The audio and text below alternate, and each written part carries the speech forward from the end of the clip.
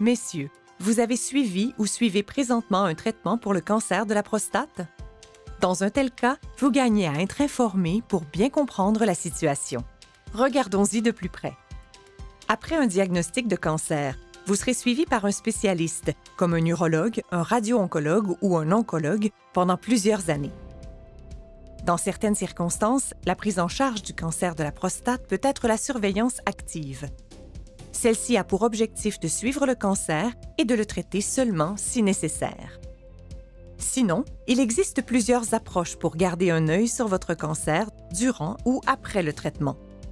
Tout d'abord, il y a le test de l'antigène prostatique spécifique ou APS. Votre taux d'APS sera mesuré périodiquement par prise de sang pour juger de la réponse du cancer au traitement. Après une chirurgie radicale, le taux d'APS devrait être indécelable, puisqu'il n'y a plus de prostate pour produire l'antigène. Avec la radiothérapie, on s'attend à ce que le taux d'APS tombe très bas, mais pas à zéro, puisqu'il subsiste toujours des cellules prostatiques normales. D'ordinaire, le taux d'APS descend jusqu'à un plateau et s'y maintient. À chaque rendez-vous de suivi, votre médecin évaluera si votre taux d'APS augmente.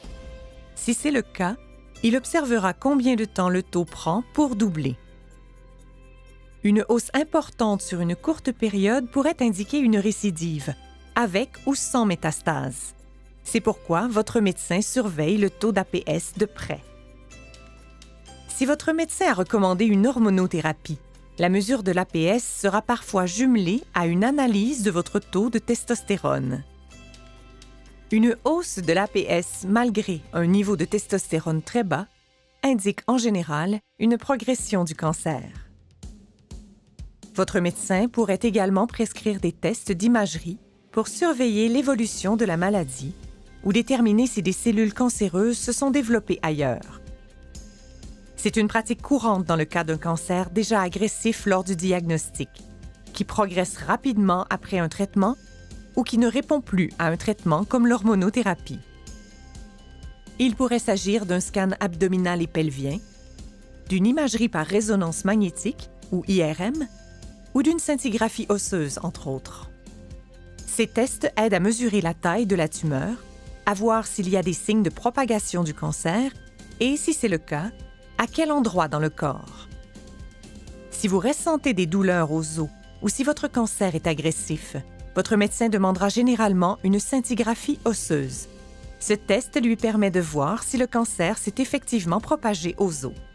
S'il y a un important historique de cancer dans votre famille, par exemple du sein ou de l'ovaire, votre médecin pourrait recommander un test de dépistage génétique. Vous pourriez être porteur d'une mutation génétique susceptible de répondre à de nouveaux traitements ciblés. Les résultats de vos tests et examens auront une incidence sur les intentions de traitement, selon l'endroit où se trouve votre cancer, la vitesse à laquelle il progresse, votre âge et votre état de santé général. En cours de traitement comme après, le suivi médical est indispensable. Vos rendez-vous sont l'occasion d'échanger avec votre spécialiste ou de signaler tout nouveau symptôme qui vous inquiète.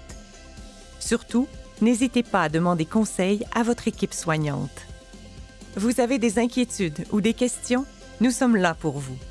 Procure remercie les spécialistes, infirmières et patients pour leur aide dans la réalisation de cette capsule.